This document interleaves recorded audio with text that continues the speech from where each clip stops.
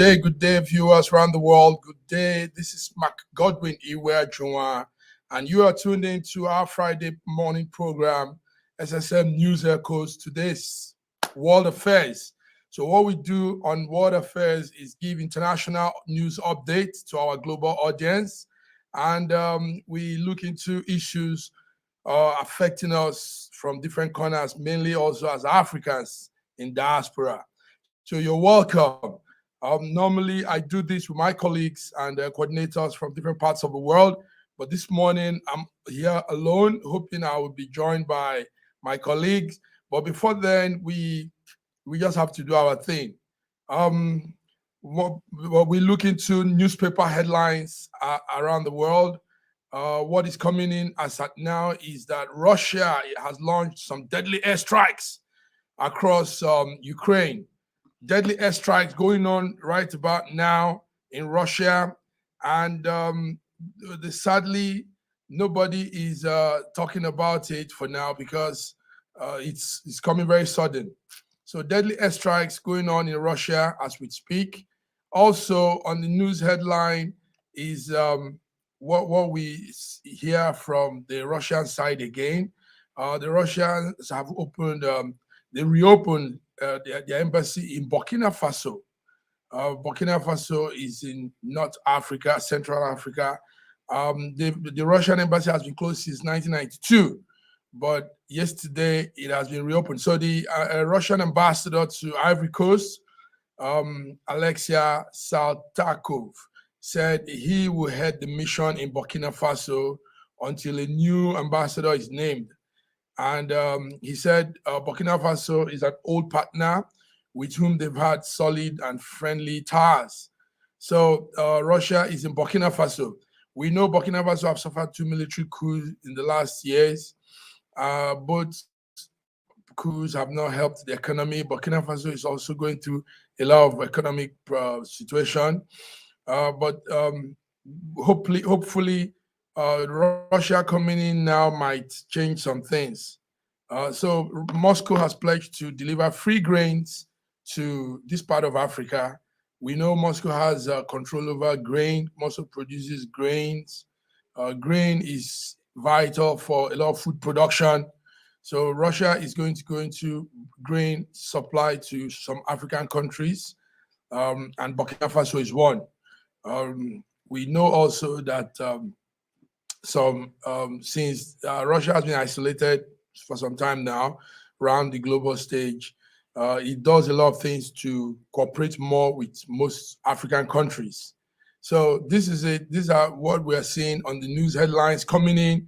Russia reopens its embassy in Burkina Faso. Russia is also launching deadly airstrikes across Ukraine as we speak. So viewers, you are tuned into News Echoes Friday morning here in Milan, Italy, and it's our World Affairs program. So while I still wait for my coordinators, let's go on with some other things happening around the world. We all know what is going on where's that place? I think that's Liberia. Liberia on Wednesday had a disaster. A tanker carrying gasoline crashed and tipped over in a ditch along the road in about 130 kilometers away from the capital, Monrovia. Now, this tanker was carrying gasoline, and as it crashed, people rushed to scoop out some gasoline, some fuel, and whatever they found in that tanker. But sadly, I don't know why our people don't realize this. You don't go close to a tanker that has fallen. You don't. That's gasoline, highly inflammable. So what happened was we had a situation where now the press is telling us, AFP is telling us 40 people have been killed in that inferno, that fire blaze. But some people are also saying it's more than that. There's a video going viral that we also have. It shows people running, and obviously that will spark off, and you could have fire burning up to streets, up to other buildings, everything that is close to that tanker gets caught up in that fire. So Liberia is having one of the worst death case now, with that tanker crash and people going to scoop some gasoline. So this is what we're hearing from Liberia. Also, we're hearing some other news from the Schengen country. As at this morning, Romania and Bulgaria, both members of EU, but not members of Schengen. Understand that the Schengen agreement, the Schengen membership is quite different from European Union membership. So, but anyway, Romania and Bulgaria have reached an agreement with the Schengen countries to join Europe Schengen area for free movement by sea and air from March 2024.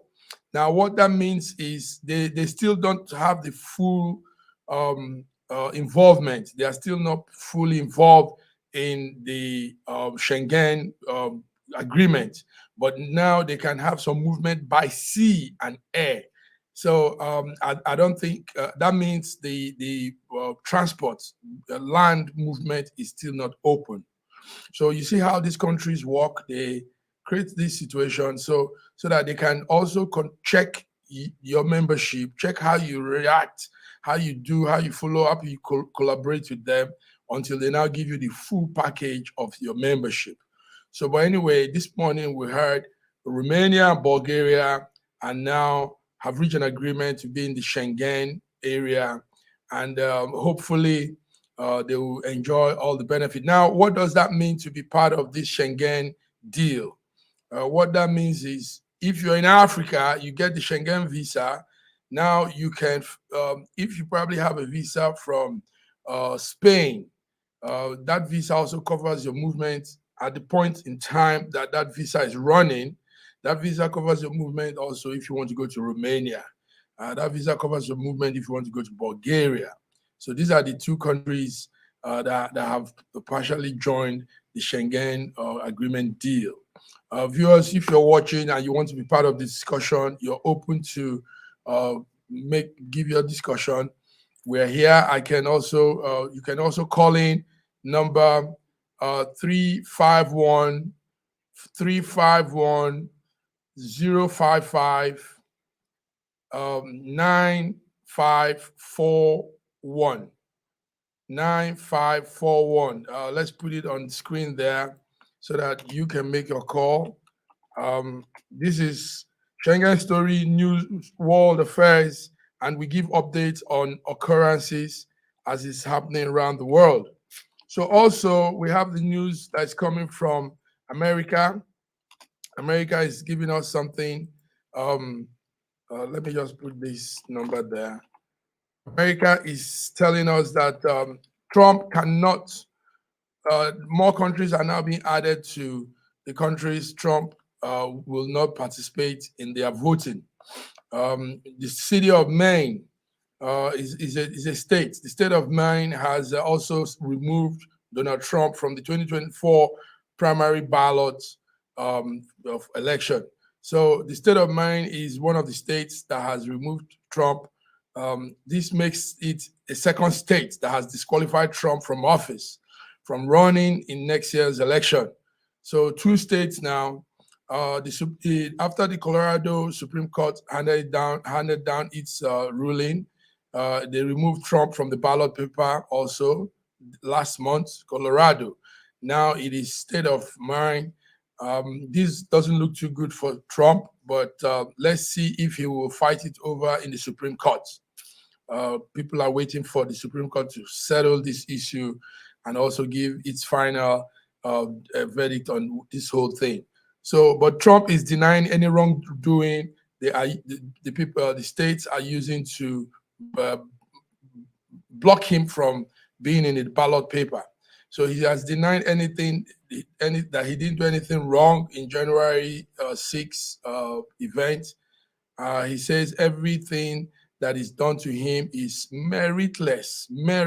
All the challenges, all the legal challenges are meritless. That's his word. So that's coming from Trump. That's coming from the U.S. it says the State of Maine has stopped Trump from 2024 primary ballots. So yes, we go on with some other news. We've been talking about the situation in the Houthi attack, the Houthi attacking maritime shipping by the Red Sea. Now, what we're hearing this morning is that U.S. warship has gone in. So the U.S. warship has taken over with drones, and they are facing off with these Houthi rebels. Now, who are these Houthi rebels? The Houthi rebels are actually a maritime rebel that aligns itself with Iraq. They also align themselves with some Middle East country, and they say they support and they're in solidarity with the Palestinian people. The group has previously said it was targeting ship heading for Israel, following Israel force invasion in Gaza.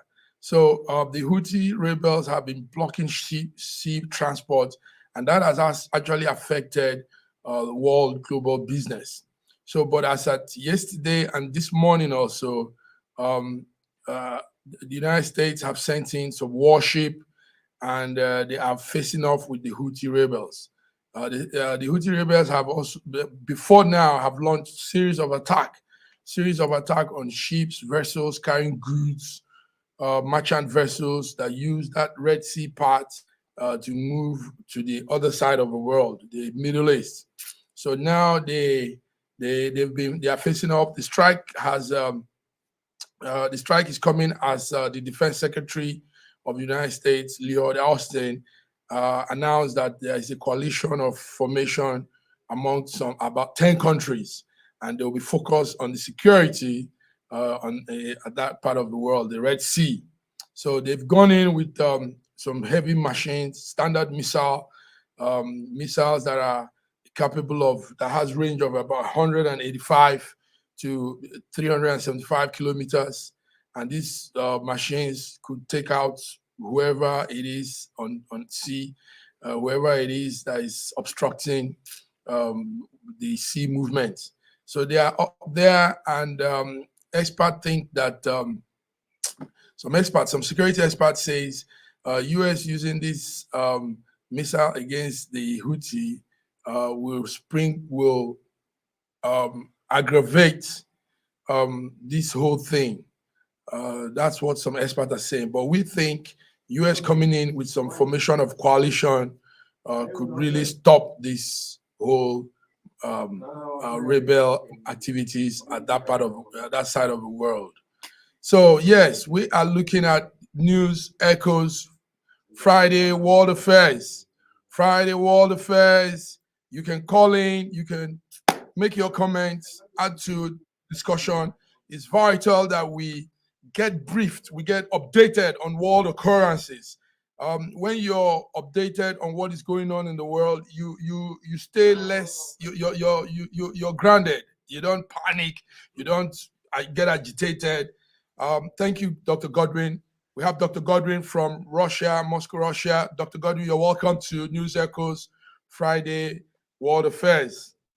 Thank you so much. Yes. Am I audible? Loud and clear. You are. Yes. Thank you. And you're coming right on time to give us some Thank you, viewers, for tuning in. Thank you. Yes. Thank you for tuning in, viewers. Yes. We are a lot today. Yes, a lot is happening. A lot is happening. I was just giving some stories. Russia has reopened its embassy in Burkina Faso. Do you know about that? That's like a good move for Burkina Faso. Do you want to tell us about that? Yes, go ahead. Yes, nothing much to add. I mean, it's always great when countries are talking to each other, are able to establish dialogue, able to establish mutual trust, which is important in diplomacy and reaching any sort of agreement. We can see most of the wars that are occurring in the world is a failure of diplomacy, and maybe if not just diplomacy, but I think a failure of the foundation, the trust, which is supposed to be the foundation. They're almost in international politics today. You can go into a contract and pull out at any time. You can say, well, we pulled out. There are absolutely no consequences, especially when you are the top G, or one of the big geopolitical powers. So I use the word the top G, coined the term the top G. The rules are different for you. You can enter, pull out of the, there's not that deepening trust that, when you come to an agreement, you would stick to it even when it doesn't suit you. It doesn't represent your exact national interest at that particular point in time. So it's good to see them opening diplomacy, and of course, it's good for Africa-Russia cooperation because there's a lot to gain from both parties. For example, from Russia, you could gain the nuclear energy. Yes, we know we have energy problems in Africa. You could gain wheat, cereals. You Yes, could yes. gain, The yes, wheat, the wheat cereals, cereal food, is poor. fight Yes, food inflation. What about manure fertilizer? Something as simple as manure. We fall short in the amount of manure we need to be able to produce at the scale to fight off to ensure food security and fight off inflation. So we don't have enough manure. Russia produces this.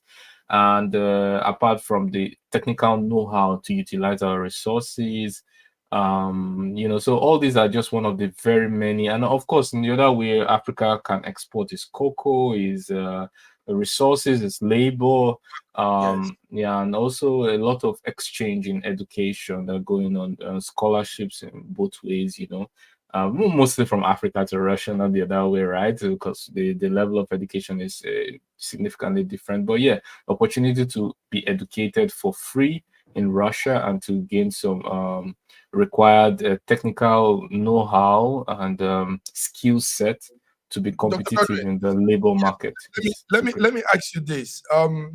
Burkina Faso have suffered a lot in coups. They've been having coups upon coups. And since September 2022, they've begun to distance themselves from France. And we know France, it's a colonial master. Now they are moving close to Russia. Do you see, like, is it a breakdown of the colonial masters era, and now a new collaboration, a new alliance with Russia? How do you see this? Because France has lost its hold, not only Burkina Faso, in most of these northern African countries. So what do you say about this? Yes, I think that it's shows the degradation, or do I say the extermination of the remnants of colonialism and neo-colonialism. And I want to use the word neo-colonialism because it has evolved into a form of slavery in which you don't actually know you're a slave because you don't see the chain on your hands and legs, and you don't actually understand that you are a slave, in the sense that when the economy is engineered for you to fail, when you resources are taken from the ground that you live on, but the profits are not given to you, not even up to 10%. Where you walk and you till, and you have no guarantee of social net, no social security. You get Mhm. the crumbs. You are just for the predators a statistic, just a number. One citizen, one human life is lost in the process because, well, he has to live with so much pressure to fight poverty, to fend for his family, with no medical insurance, no social net, and with such kind of pressure, life expectancy can be too high. And and then obviously you increase the mortality rate. But for the predators who are taking advantage and exploiting the resources, it's just a number. It's just, if it was 1 million, it's now 999,999. And then so this is these are it's a good news when Africa has liberated from colonialism and colonialism, and anybody who wishes otherwise for Africa is no, it can't be better said, that person can be referred to a better term than a demon of the African people who wishes the African people not well. So obviously, there are measures. Obviously, countries would say, well, it's cooperation. We are cooperating. Any Mm, cooperation where you do not earn equal or mm, even gain the advantage for the resources that belongs to you, it is not cooperation, it is cooperation. predation, it is slavery, it is colonialism. So whenever you sell anything, whether it's oil, whether it's cocoa, for Mhm. 2 naira, and then you buy from that same person any good for 10 naira, then what you are actually doing is you are allowing yourself to be exploited. You should ask that person, well, come on, I need to sell you something that generates 10 naira. So maybe I should get, 5, something a little bit fairer than getting just 1 naira and then you get 10. Okay. Thank you very much. Viewers, you're tuned into News Echoes, Friday morning, 2 days to the end of the year 2023. And I'm here, Matt Godwin Iwejuan, with my coordinator, brother Godwin Ibe. Dr. Godwin, can you give us update on this occurrence? Yesterday, we had the body of a pro-Putin politician, Veldmar Uguru, a 46-year-old man. He was found dead. The story is he fell from a third floor building. And this is an occurring thing that's been happening with some of Russia's high-profile politicians. So, what do you want to give us the real story from your end? Um, what's that thing? The man, people falling from building. Somebody jokingly said maybe it's too much of alcohol in them. I don't know. Is that true? Maybe Um, too much of alcohol or something.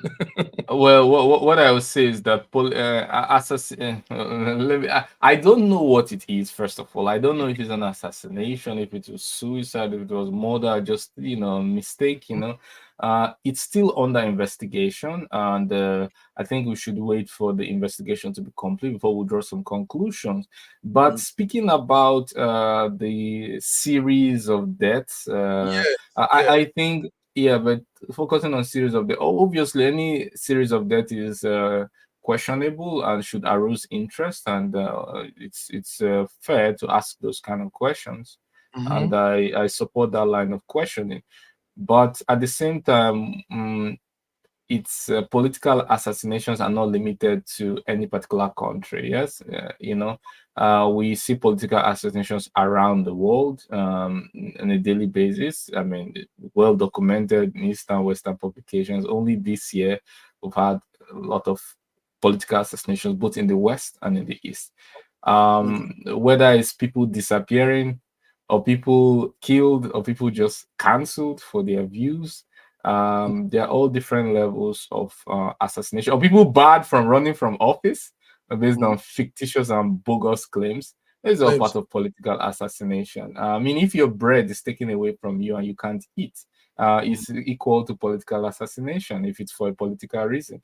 The That's person doesn't have to be dead, like in Nigeria. We like to celebrate burials, rather than birthdays, spend more on burials rather than birthdays.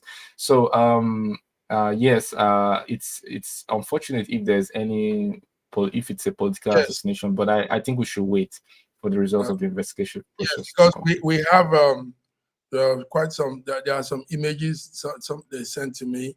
We have images of some of the people that had similar, falling off the building, um, falling off from the wall. That's one of them. That's I think she's called. Um, I think she's the vice president. She was one thing in the organization in the REM. Then Mm. we also had this officer. Um, Also, he fell off. He is chairman of the Russian giant, the oil giant, Lukoil. And the Look story, oil, look yes. oil. Mhm. We also have another lady again, also falling off. We also have this one was the one, and all this happened this year. So it raises a lot of talk. The same way falling off the cliff, falling off the building, and you begin to wonder. So, but jokingly, somebody put it that I think maybe they got high or something, and they keep But falling off. you see, yeah, I want to say something. Let's Just welcome add George. something. Let's welcome George before we continue. Sir Sir George, Jed, welcome, welcome. Good morning. Good morning. welcome. You're welcome Let, to. let, Yes, go ahead. Say what you want yeah, to say. let me add something quickly. This particular person was a leader of one of the regions. I do not remember the region now. But he was actually convicted of um giving out rent to businessmen. I mean, renting out government property without taking rent. And I think his sentence was suspended because of the statute of limitation.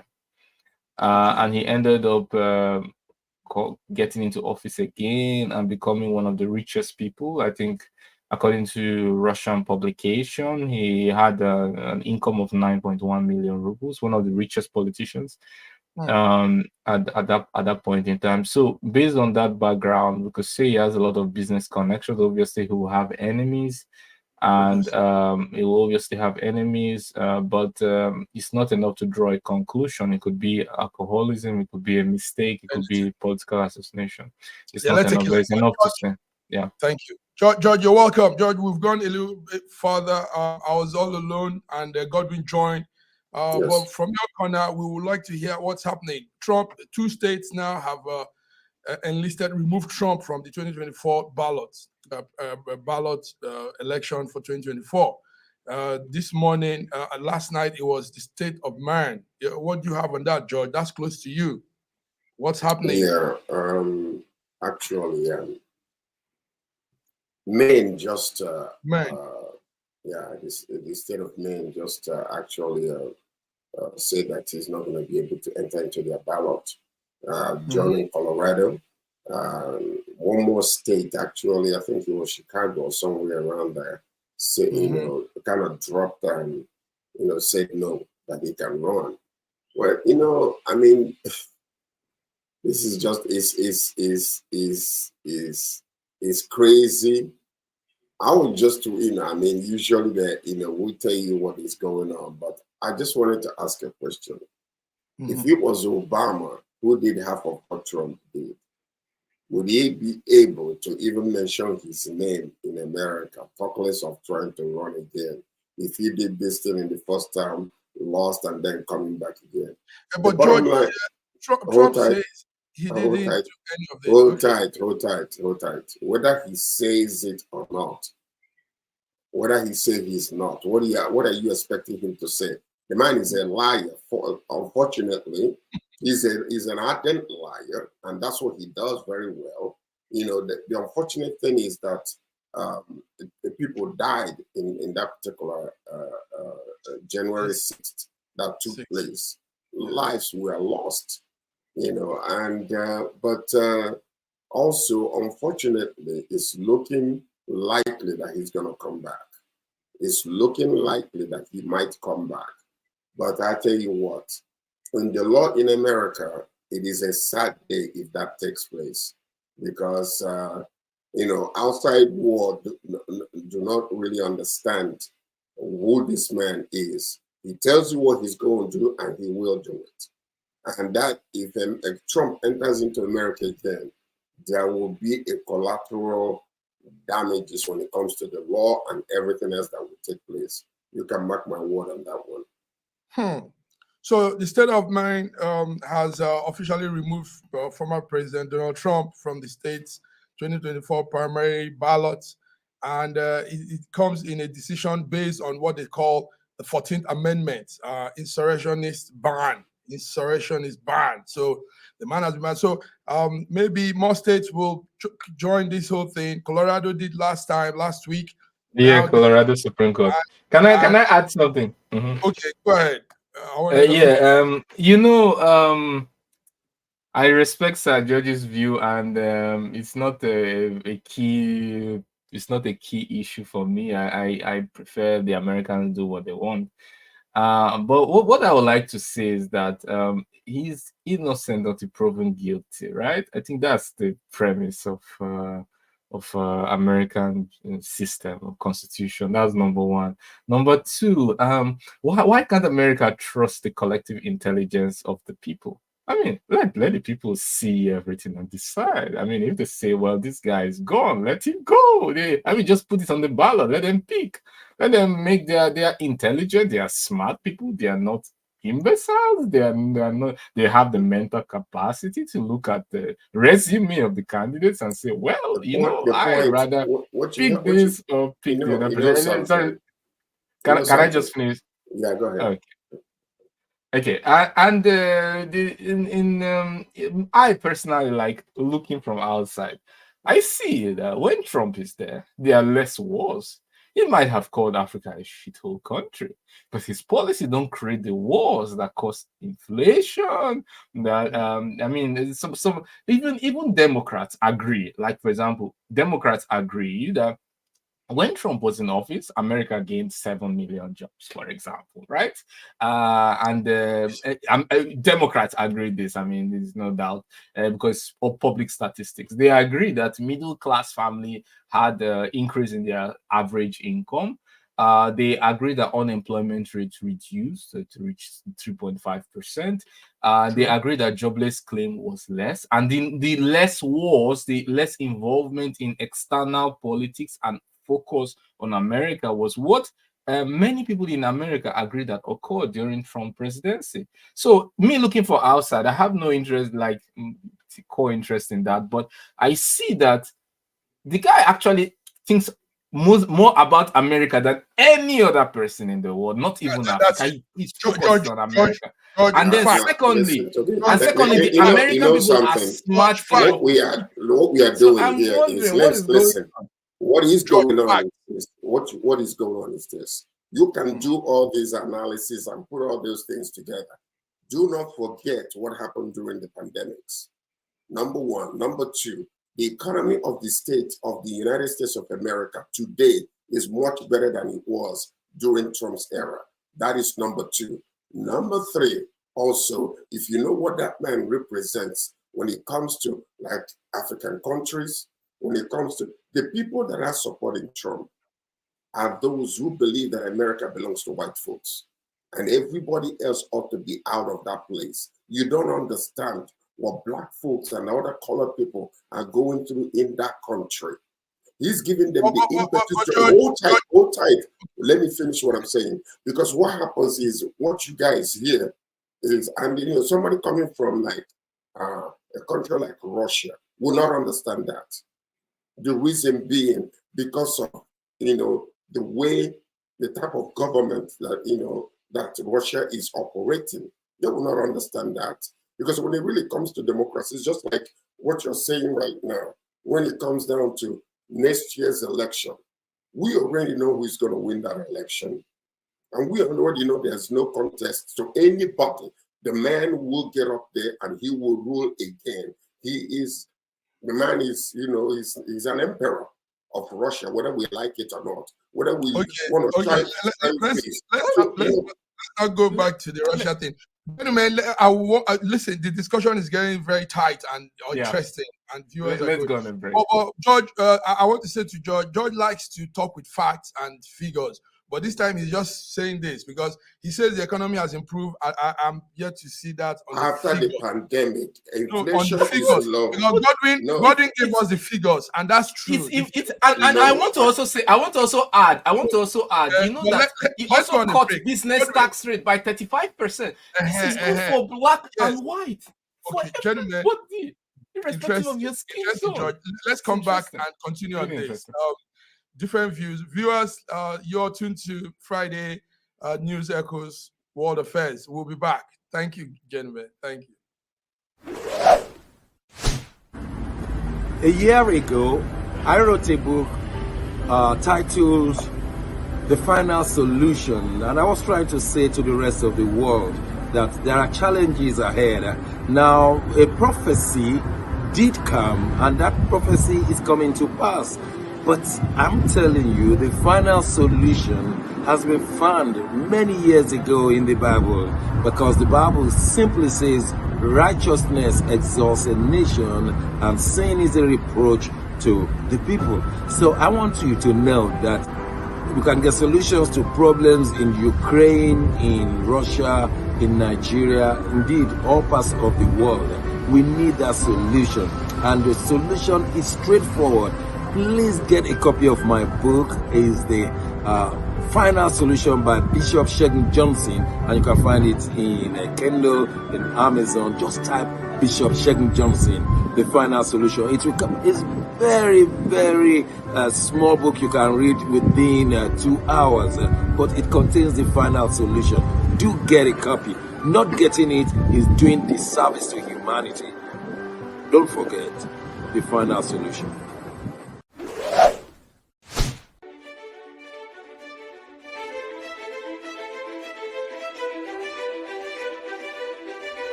Hi there, I'm Mary Keurig, and I am a businesswoman in the United States, but I'm also the Global Content Vice President for the Sub-Saharan Open University in Nigeria. I could not be prouder to work with Dr. Osita Anamika and his team on helping to create not just entrepreneurs and skill-based talent that will get out into the workforce and make a living for themselves, but also young leaders. And to that end, with this integrity-rich university environment that's accredited now, and it's just an amazing opportunity for anyone there of any age to jump on board and learn, we want to let you know about a new offering that we have. We have a global governance and diplomacy course now provided by a whole team of people that crosses several countries to put together these resources and lots of great information for those of you who might be on the path toward public service and diplomatic service, NGO leadership, that sort of thing. We hope that you will walk through this open door and enjoy.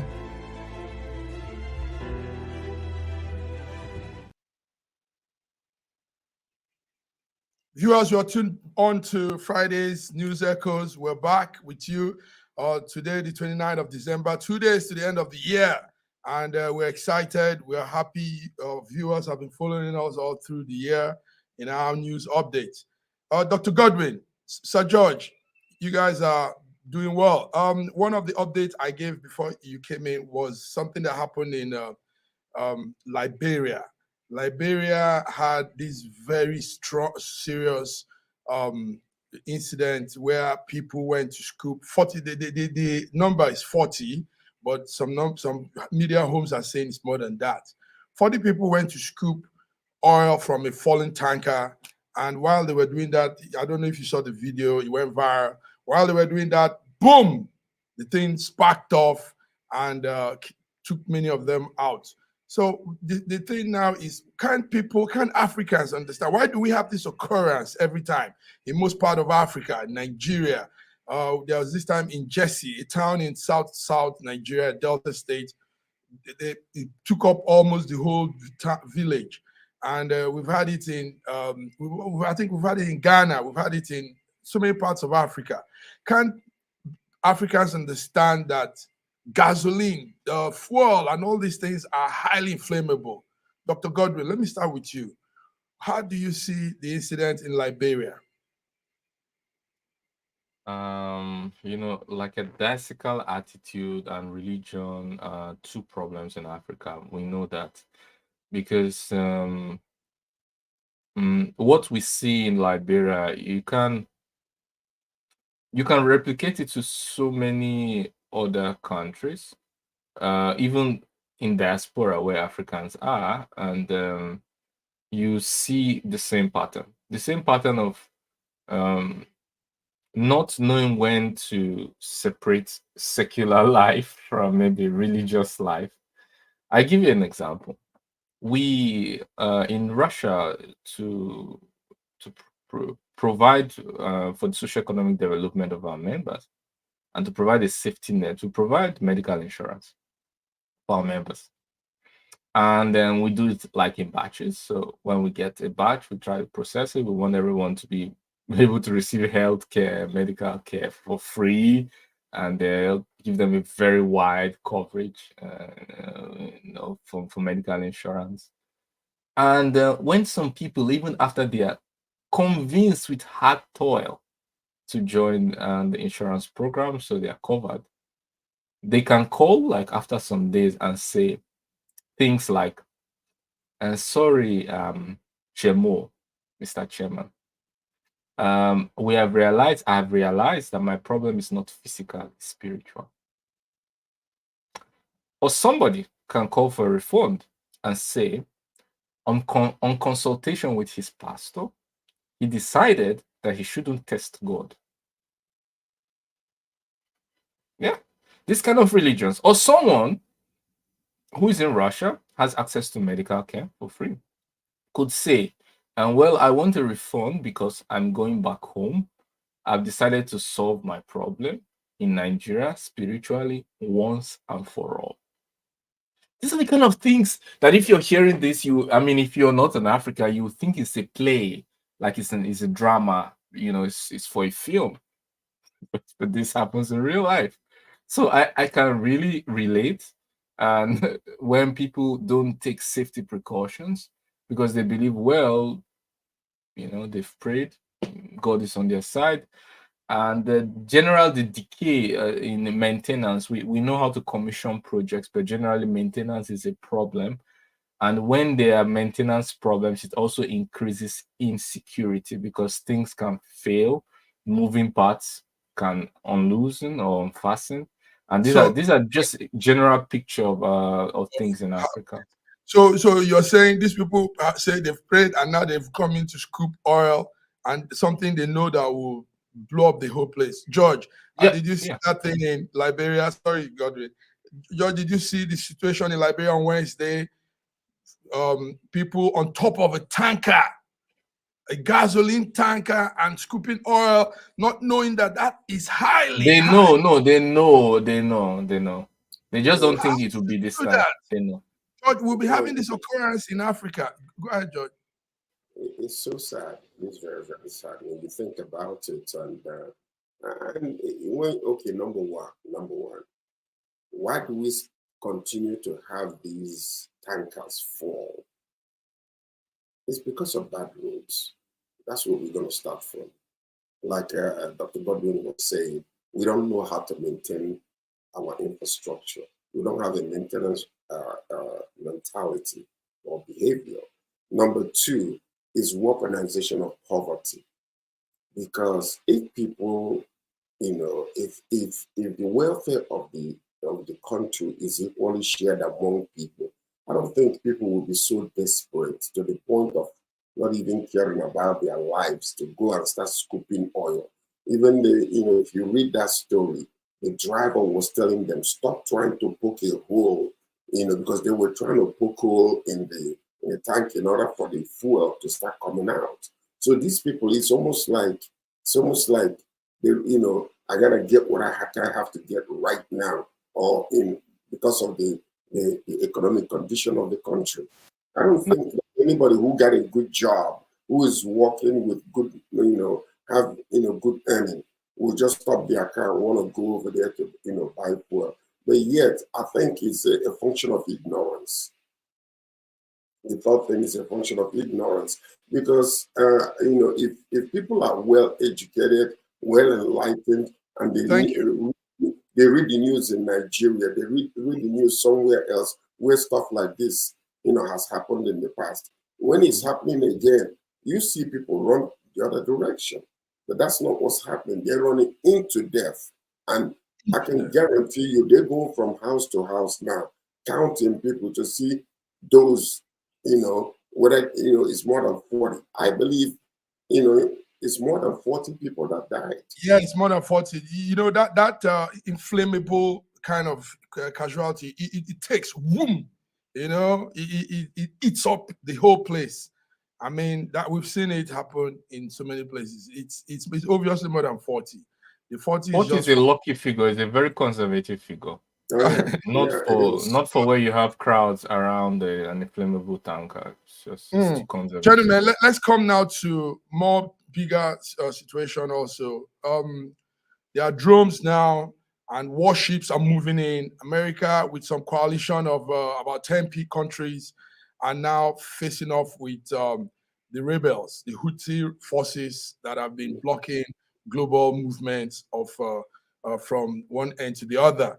And I saw a video of them how they had a common ship, the Houthi rebel. Now, this Houthi rebel say it's in solidarity for solidarity and support for the Palestinian people. But do you block business? Do you block world global business that helps the humanity as a whole because you're trying to sympathize with a group of people? I don't know. Dr. Ibe, how do you see? America has stepped in. Strikes are going on now. They are trying to stop that thing happening at the Red Sea, the Suez Canal, and the movement by that place when cargoes carry goods from one corner to the other. So how do you see that? Is it a good one, or do we allow them to keep wrecking ships and stopping movement, cargo movements? You know, it's very naive to think that you can fight a guerrilla warfare indefinitely.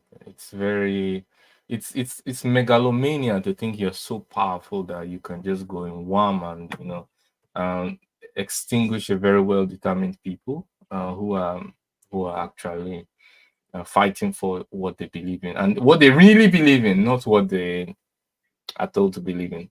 You know, in the world of drones, you know, you can make so many drones for, you know, a drone can cost less than $1,000 military drone, or, you know, you can make a whole unit for less than $100,000.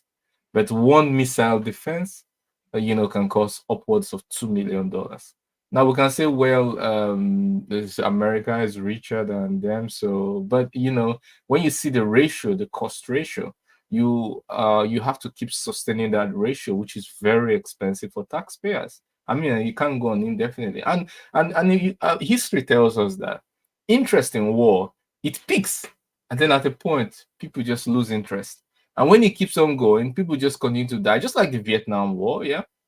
At first, you know, despite all the false narratives that the US was winning, the cost ratio was, the debts were piling up and was increasing high until when the debt to GDP ratio, you know, became unbearable, and then whoop, they just pulled out. Yeah. And then all of a sudden, the news start coming out that there was a lot of collateral damage. We saw the same thing in Afghanistan. There was good news from the people that come to testify in the Congress that, oh, everything's going on fine. There's absolutely no issue. You know, the allocated funds are well utilized. And then all of a sudden, whoop, you know, and then people falling out of planes, haphazardly rush out. You know, it's you know, you can as well tailor your propaganda for your audience, but you understand that when people are fighting for survival and you are fighting for economic interest, there are two different levels. And when they're using tools that are guerrilla warfare-like, and you're using very expensive, complex, advanced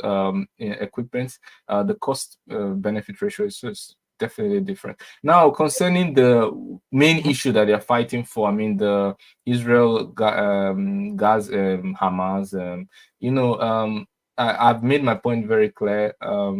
I condemn all forms of murder, killings, you know, but we have to understand that this didn't start in October 1st.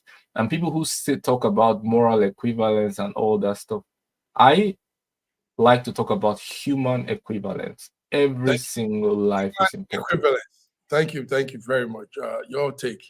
George, the U.S. Defense Secretary Lloyd Austin said this strike is coming because the Houthi people launched about 100 attacks on against different commercial and merchant vessel that goes through that part.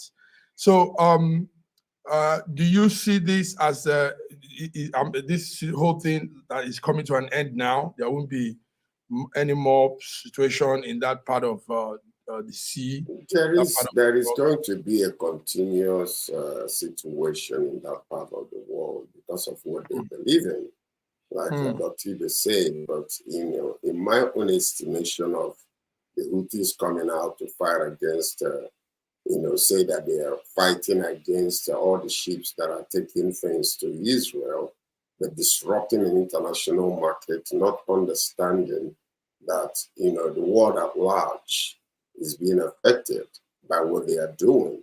It's almost like, the Hamas going into Israel and killing about 1,000 plus people and kidnapping, taking hostages. And now, what is going on over there? How many people have died? And this is just that situation that we are talking about. Okay, Iran is supporting you guys and giving you drones, but you're dealing with countries. Recently they have seen how many countries in the UK, Canada, France, Bahrain, Norway, Spain have joined. Other countries might join too. And what's going to happen at the end of the day is they continue this and they're going to find a way to eliminate them. And the leaders are going to be sitting somewhere pretty, giving orders, and these young people are going to be dying in the sea. It happened in the past when some Ethiopians started fighting some of these international vessels that are taking things out. And that is really, the problem here is they do not consider the collateral damage that is going to happen between what they're doing and the consequences that come after. And that's what's happening in Palestine right now. Everybody's crying out and crying, okay, we should stop. I'm crying out too. Please stop killing innocent people. But also we have to blame the Hamas, who mingles themselves into the communities and using, human shield to protect themselves. So these are the things that are happening. So anyway, I believe that they're going to be eliminated. It's going to stop very soon. As much drone as Iran can supply them, there is more military logistics coming from different parts of some of these other countries that will join together. And that's what I believe. Thank you very much. Okay, Dr. Godwin. Let me just add one very little thing. It's always good to look at history to be able to project. Yeah, Al-Qaeda, are they eliminated? They were blamed for being the culprit of 9/11. Are they eliminated? You eliminate one leader, then there's a new one. Are they eliminated? No. Is ISIS eliminated? No. Is Boko Haram eliminated? No. Like if you look at the history, you can huff and puff. You will never eliminate them. You may weaken them for a while. Fine. You may kill a top leader. Fine. But you never. There's never history. History has never shown. The point is, who are the ones that are dying, though? Who are the ones that are dying? Because when we think about common, lives that are being lost. When you talk about lives that are being lost, it's just like I agree with you. I agree with you. The lives. I'm talking about the methodology and the prognosis. Zelensky is there. Putin is there. Their children are safe. Their families are safe. I agree with you. The need to save human lives. We are in agreement there. I'm only talking about the prognosis. The huffing and puffing has never produced elimination. It has never, and likely will never. It's just historical, statistical fact. Huffing and puffing leads to no elimination. When we begin to look at the bottom line, diplomacy is always the best. Diplomacy is always the best. Strategic. All right, gentlemen. Our time is running. A fast one. This came this morning also. About 13 people have died so far in what you call fierce wind that has hit Argentina. So South America, Argentina is facing some intense storm and wind that has left 13 people so far dead. That's a situation we are following up in the other part of the world, South America. The city council said this morning that the situation is getting very, very extreme. Wind killing people. So I think that we don't need to go into that. That's not anything to talk about. Let's go into some business news. China's smartphone giant. I don't know if you know the Xiaomi. Xiaomi, yeah. How do you pronounce that? I'm not sure I'm a professional in that, but I pronounce it Xiaomi, So I hope I'm right. Okay. Anyway, they're unveiling their electric cars.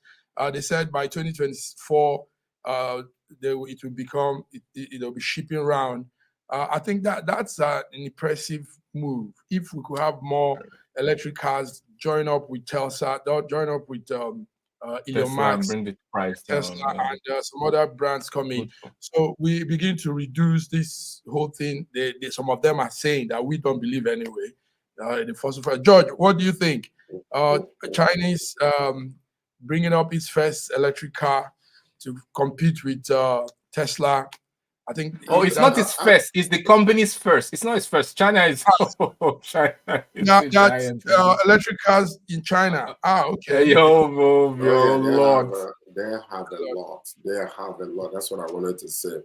I mean, Just one when company. they start producing, when they begin to produce for international markets, that is actually going to affect the prices. And also, one of the major problems with the electric cars is actually the battery. After so many years, the battery will die. And to replace the battery could actually become a very heavy, all the money that you have saved in not buying gas, you will put it into replacing the battery.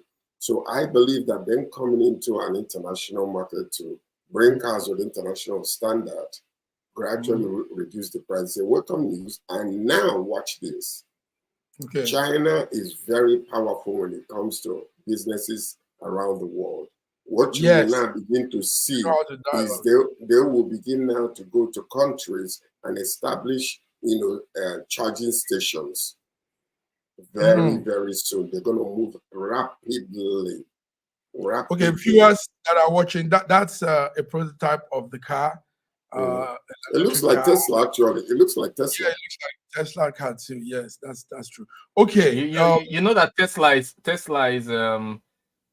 towing all the lines in China, trying to sell their cars over there, obeying all the law as much as possible. But let me give you just a statistical idea. We already talked about it before, though. China controls 80% of the solar energy market. For lithium battery, to be specific, what Sir George said, China controls 50% of the whole global. Yes, 50%. And the source from and just the electric car market, they control 20% of the whole world. Right? They are massive. They're not. Yeah, they're just.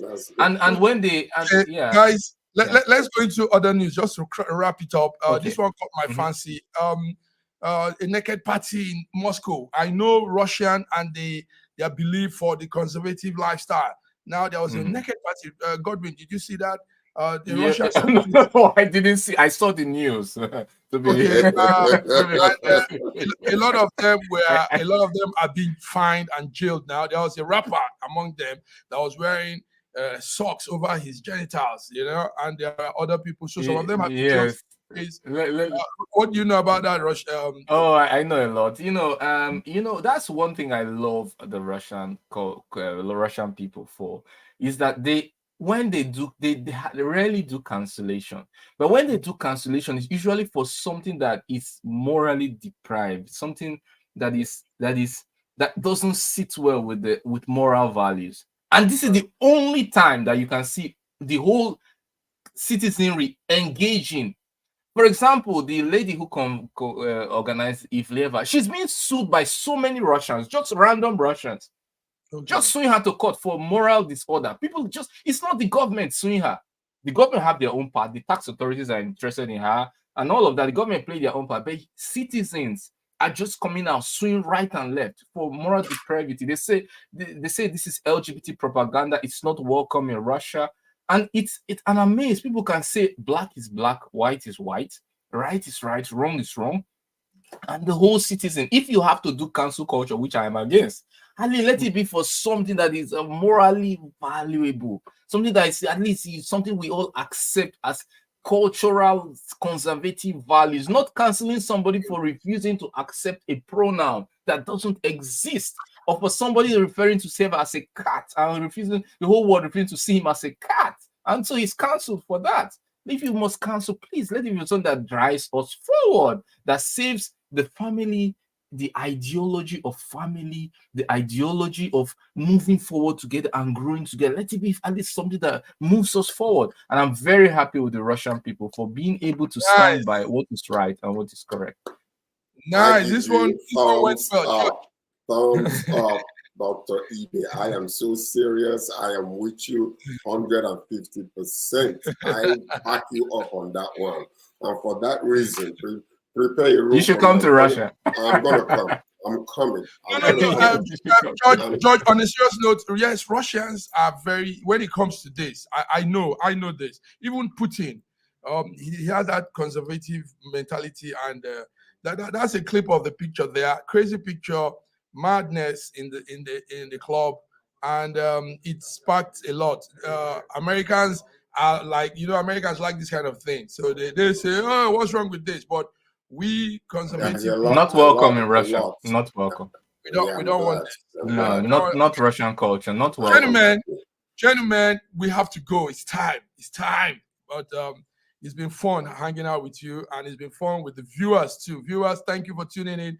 Gentlemen, you have to be with me on the 2nd of January. You need to do a recap of all events for the year.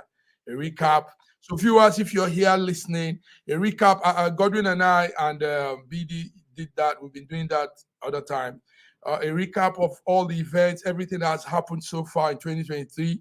We're coming to give that rundown, and hope you'll be with us when we come. Sir George, thank you. Dr. Ibe, thank you. So thank you everyone for tuning in. Happy New Year to you in advance. Yes, Happy New Year. Happy New Year to you in advance. In advance. All right then. Ciao.